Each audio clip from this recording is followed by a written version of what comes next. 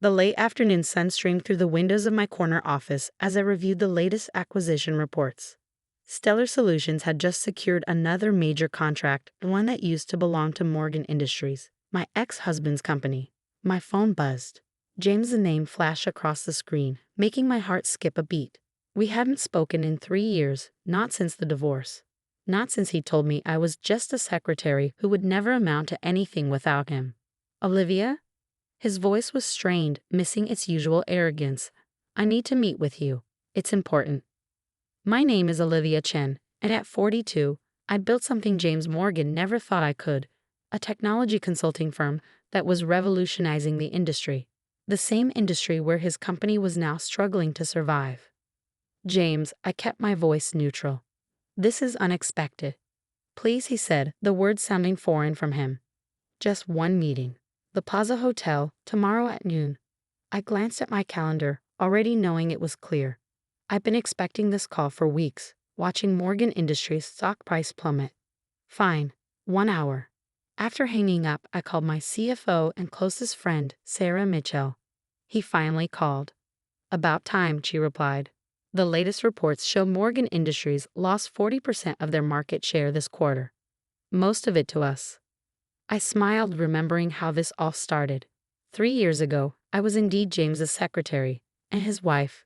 For 15 years, I'd supported his dreams, organized his meetings, smoothed over his mistakes. All while taking night classes in business and technology, building skills he never knew about. Then came the Ashley incident.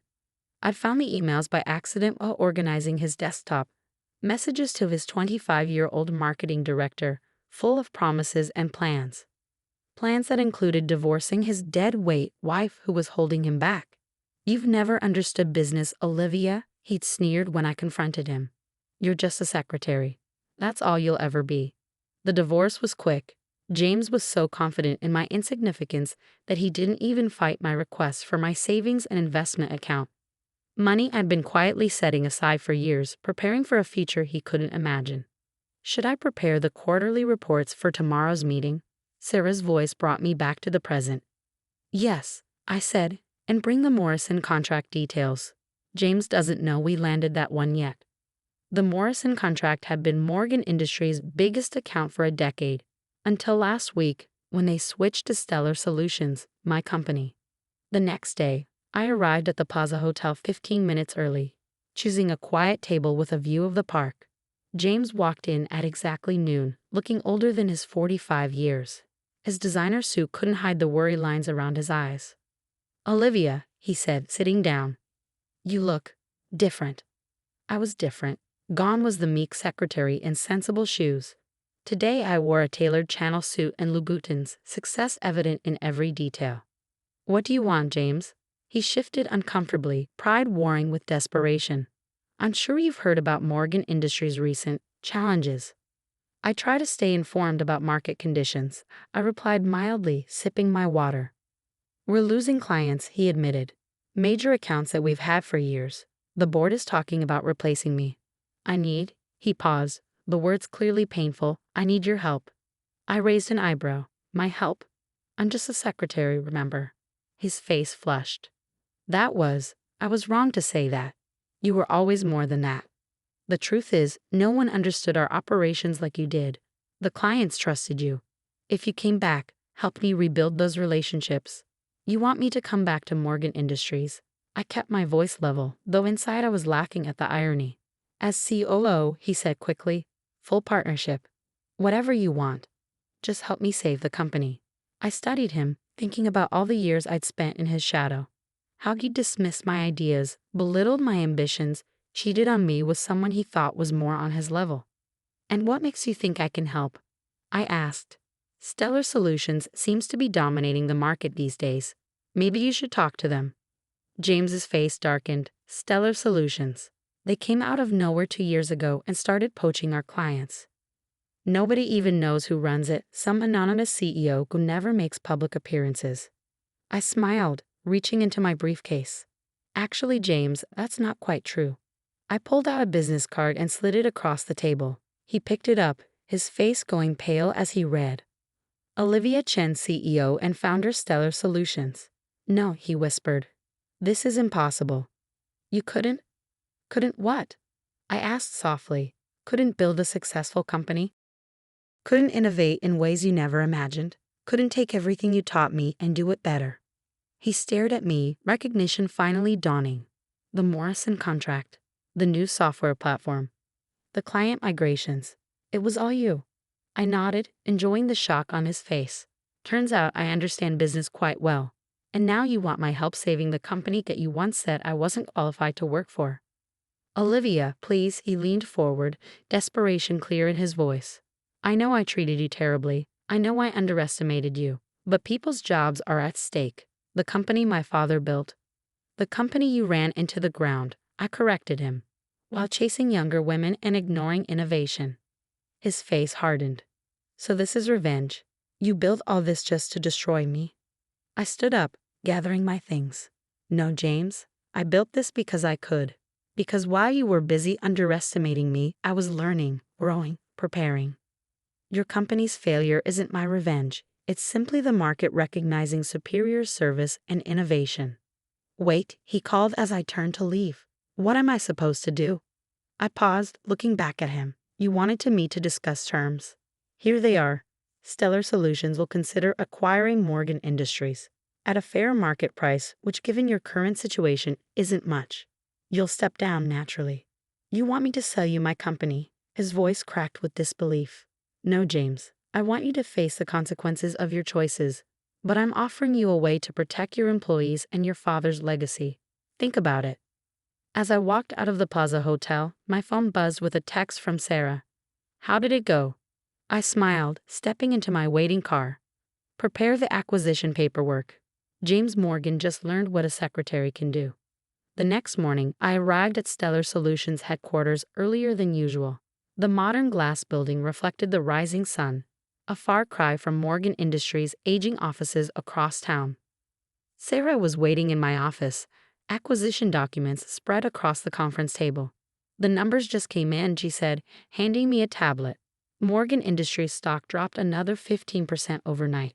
Word about James seeking a buyer must have leaked. I scrolled through the financial reports, noting how far his company had fallen. What's their current market value? About a quarter of what it was 3 years ago, Sarah replied, a hint of satisfaction in her voice. We could buy them for less than what you got in the divorce settlement. The irony wasn't lost on me. James had been so eager to end our marriage quickly, to start his new life with Ashley, that he'd barely glanced at the settlement terms. He never questioned why I only wanted my personal savings and investment account, never wondered what I planned to do with it. My phone buzzed, a message from James. We need to talk. Coming to your office. I showed the message to Sarah, who raised an eyebrow. Want me to have security turn him away? No, I said, settling behind my desk. Let him come. It's time he saw exactly what I've built. 20 minutes later, my assistant's voice came through the intercom. Ms. Chen, Mr. Morgan is here. Send him in. James walked into my office, stopping short as he took in the space. The view of the city, the elegant modern furniture, the wall of industry awards, everything screamed success and power. Quite a step up from a secretary's desk, I commented, noting his reaction. He sat down heavily in one of the visitor chairs. How did you do it? All of this, in just 3 years? I didn't, I replied calmly. I spent 15 years preparing for this, learning the industry, understanding client needs, developing innovations. You just never noticed because you were too busy looking down on me. The new project management platform, he said slowly. The one that's revolutionizing how clients handle their workflows. That was your idea, wasn't it? The one you tried to tell me about 2 years before. Before you told me to stick to answering phones. I finished for him. Yes, that was mine, along with several other innovations you dismissed. He ran a hand through his graying hair. And Ashley, did you know about her before? The emails? I kept my voice neutral. Yes, I knew. Just like I knew about Jessica in accounting and Michelle in HR. I knew everything, James. I was your secretary, remember? His face flushed with shame. Olivia, save it. I cut him off. I didn't build Stellar Solutions for revenge. I built it because I saw opportunities you were too arrogant to notice. The fact that it's now in a position to acquire Morgan Industries is just poetic justice. Sarah walked in then, right on schedule, carrying more financial reports. Ms. Chen, the board is ready for the acquisition meeting whenever you are. James looked between us, realization dawning. You're really going to do this? Buy my company? Your father's company, I corrected him. The one you inherited and nearly destroyed. And yes, I'm offering to buy it, at a fair price, with guarantees to protect the employees. The employees, he repeated bitterly. You mean the ones who've been jumping ship to work for you? I smiled. You mean like David from engineering?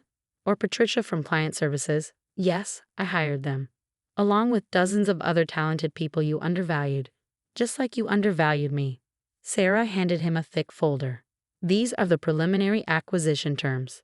Our lawyers have already reviewed everything. The offer expires in 48 hours.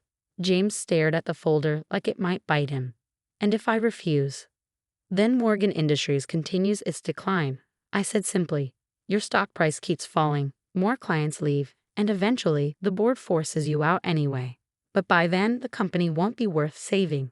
He opened the folder, scanning the first page. His face paled. This is less than half what the company was worth last year. That's the market rate, Sarah interjected. Based on your current financial situation and client exodus. Client exodus, he laughed harshly. You mean the clients you stole? I leaned forward. I didn't steal anything, James. I offered better service, better technology, and better value. The same things I tried to tell you we should be doing 3 years ago. And Ashley, he asked suddenly. Where is she in all this? Your former marketing director. She left 6 months ago. Apparently, the startup she joined offered her a better opportunity. I didn't mention that the startup was a Stellar Solutions subsidiary. James stood up abruptly, the folder clutched in his hand. I need time to think. 48 hours, I reminded him. After that, the offer expires, and whatever happens to Morgan Industries is out of my hands. As he walked out, shoulders slumped in defeat, Sarah turned to me. That was almost too easy. No, I said quietly, watching him through the glass walls as he waited for the elevator. The hard part was the 15 years I spent being invisible. This is just business. The next 48 hours passed in a blur of meetings and preparations. Word of the potential acquisition had leaked to the business press, sending Morgan Industries stock into an even steeper decline. I was reviewing the latest numbers when my assistant buzzed. Ms. Chen, Mr. Morgan Sr. is here to see you. I straightened in my chair. Robert Morgan, James's father and the founder of Morgan Industries. I hadn't seen him since the divorce. Send him in. Robert walked in slowly, leaning on his cane. At 75, he'd been retired for 5 years, leaving the company in James's hands. A decision he was probably regretting now. Olivia, he said, taking a seat. You've done well for yourself. Hello, Robert. This is unexpected. He looked around my office, nodding appreciatively. I always knew you were smart. Smarter than James gave you credit for. But this, he gestured at the view, the awards, this is impressive. Thank you, I said carefully. I assume James told you about the offer. He did. Robert set his cane aside. He also told me about Ashley, about how he treated you. I wanted to apologize. I blinked, surprised. You don't owe me an apology, Robert. Yes, I do, he insisted. I saw how he was changing, becoming arrogant, taking you for granted. I should have said something. I studied the old man's face, seeing genuine regret there. Robert had always been kind to me, treating me more like a daughter than an employee. What James did or didn't do isn't your fault, I said gently. We all make our own choices. Yes, he agreed, we do. And now I need to make one more. He pulled out the acquisition paperwork, signed and notarized. As majority shareholder, I'm accepting your offer. I stared at the documents. Does James know? He does now. I just came from telling him. Robert's hands trembled slightly as he set the papers on my desk. The company I built, it deserves better than what it's become. You can save it, make it something worthwhile again. Just then, my phone buzzed with an urgent message from security. Miss Chen, Mr. James Morgan is on his way up. He seems agitated. Robert sighed. I was afraid of this. Moments later, James burst into my office, his face red with anger. You went behind my back? To my own father. I didn't, I said calmly. Robert came to me. The board meets in an hour, Robert cut in. They'll approve the sale. It's done, son. James turned on his father. How could you? This company was my inheritance. An inheritance you squandered, Robert replied sharply. You inherited my company, but none of my values. Olivia built something remarkable while you were busy destroying what I spent 40 years creating. I watched the interplay between father and son, remembering all the times James had bragged about his birthright, his destiny to lead Morgan Industries. Security is on their way up, Sarah announced from the doorway. That won't be necessary, I said, standing. James is leaving. Aren't you, James? He looked between his father and me, defeat finally settling over his features. What am I supposed to do now?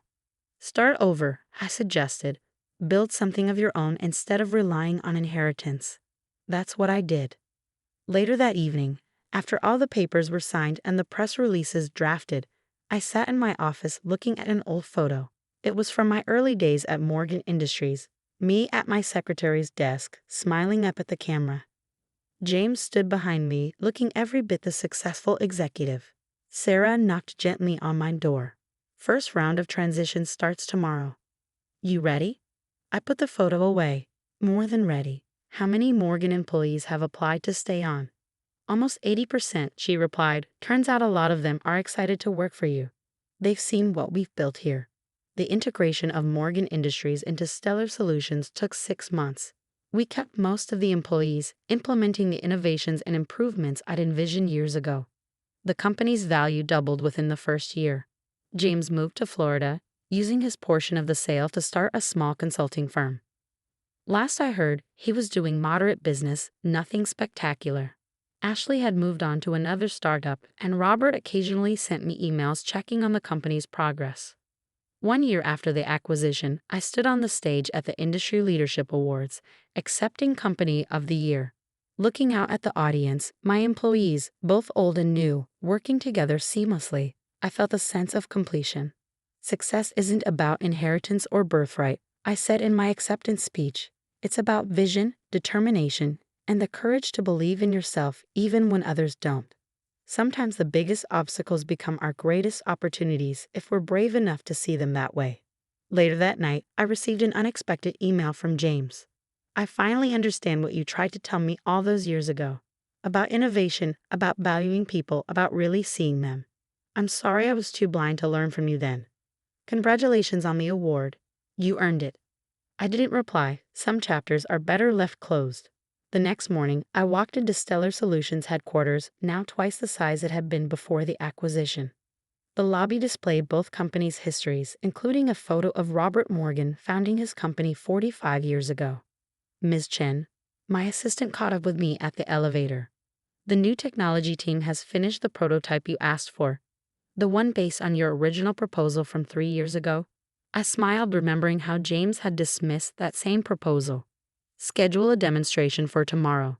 Let's show everyone what happens when good ideas find the right home. As I settled into my office, I looked out at the city skyline. Somewhere out there, a former secretary was probably dreaming of something bigger, better, more than what others tell her she can be. I hoped she'd find the courage to prove them wrong, just as I had. Because sometimes the best revenge isn't destroying what others build, it's building something better yourself. Something so undeniably successful that they're forced to acknowledge what they failed to see all along. And sometimes, the person they underestimated becomes the person they have to answer to. That's not just business. That's justice.